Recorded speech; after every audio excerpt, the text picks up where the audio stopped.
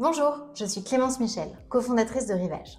Chez Rivage, nous accompagnons les ETI et les PME à se mettre en conformité avec la CSRD.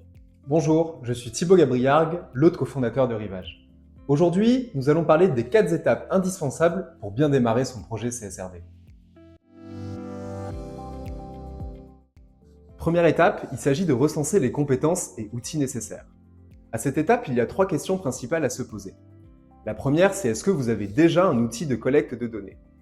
Vu le nombre de données à collecter, il sera beaucoup plus simple de travailler avec un logiciel de reporting. Il vous permettra d'automatiser un certain nombre de points de collecte et de calcul. C'est un outil indispensable pour travailler sereinement, année après année, et gagner du temps dans la construction de votre rapport. Si vous en avez déjà un, nous vous invitons à vérifier s'il est adapté au reporting de la CSRD. Si vous n'en avez pas, nous vous invitons à regarder ce qui existe. Deuxième question. Souhaitez-vous vous faire accompagner dans cette démarche? Les avantages de travailler avec des consultants, comme nous ou d'autres, sont nombreux.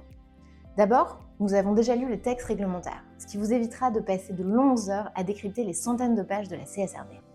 Nous avons des outils déjà prêts à éprouver, ce qui vous fera gagner du temps et réduira le nombre de personnes à mobiliser en interne. Enfin, nous vous aidons à constituer vos plans d'action, ou alors à aller chercher l'expertise nécessaire pour le faire.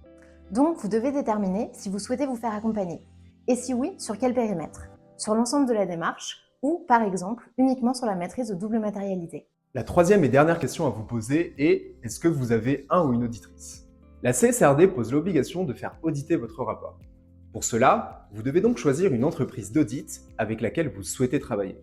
Nous vous recommandons d'entamer cette démarche le plus tôt possible afin de pouvoir travailler très en amont et main dans la main avec votre auditeur ou votre auditrice. Cette collaboration permet d'éviter les mauvaises surprises et surtout de partager la même interprétation du texte. Deuxième étape, créer la gouvernance du projet. La CSRD est bien plus qu'un reporting.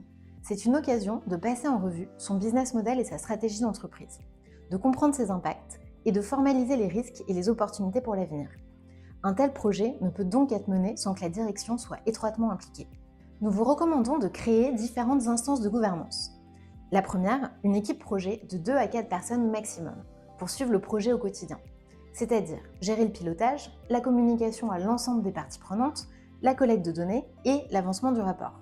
Le COMEX, pour réfléchir aux questions stratégiques, notamment la définition des IRO, et valider les grandes étapes et les points clés. Et enfin, les métiers. Ils devront être consultés dans le cadre de l'analyse de double matérialité. C'est également eux qui apporteront l'expertise et certaines données nécessaires pour répondre aux ESRS. Ils ont donc besoin d'être embarqués dans le projet. Troisième étape, donner le bon niveau d'information à chacun.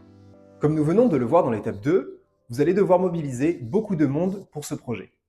S'ajoutent aux parties prenantes internes déjà citées les parties prenantes externes. Bref, il va falloir que chacun vous accorde du temps et de l'attention à différents degrés. Pour cela, il est nécessaire que tout le monde comprenne pourquoi ils ou elles sont mobilisés en leur expliquant ce qu'est la CSRD, pourquoi c'est important et comment ils vont être amenés à contribuer. A l'inverse, il ne faut pas les assommer sous une montagne d'informations ou leur exposer un niveau de complexité qui ne les concerne pas au risque de les faire fuir. Attention donc à donner le bon niveau d'information selon les différents niveaux d'implication. Chez Rivage, nous vous aidons à trouver les modalités de gouvernance les plus adaptées pour vous et à former ou informer chacun au niveau qui les concerne. Enfin, étape 4, définir un rétro-planning. Si vous avez déjà vu notre vidéo sur les 6 étapes à suivre pour répondre à la CSRD, vous savez déjà qu'il y a un certain nombre d'étapes nécessaires pour se mettre en conformité. Et si vous ne l'avez pas vu, nous vous mettons le lien en description de cette vidéo. Dans un monde idéal, il faudra attendre d'avoir fini l'étape 1, l'analyse de double matérialité, pour démarrer les autres.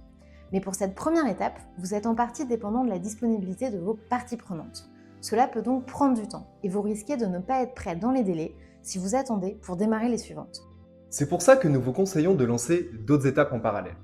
Par exemple, si vous savez déjà que certains ESRS sont matériels pour vous, vous pouvez démarrer l'analyse d'écart. Bref, vous avez tout intérêt à créer votre rétro-planning dès que possible pour travailler sereinement dans la durée. Chez Rivage, nous vous aidons à prioriser ce qui doit l'être, pour être prêt à temps et sans panique. Voilà, vous savez tout des 4 étapes nécessaires pour bien démarrer un projet CSRD. Si vous avez besoin d'aide, nous serons ravis de vous accompagner. De la simple formation pour vous lancer à l'accompagnement complet, nous nous adaptons à vos besoins. Alors si vous avez aimé cette vidéo et que vous aimez notre pédagogie, n'hésitez pas à nous contacter.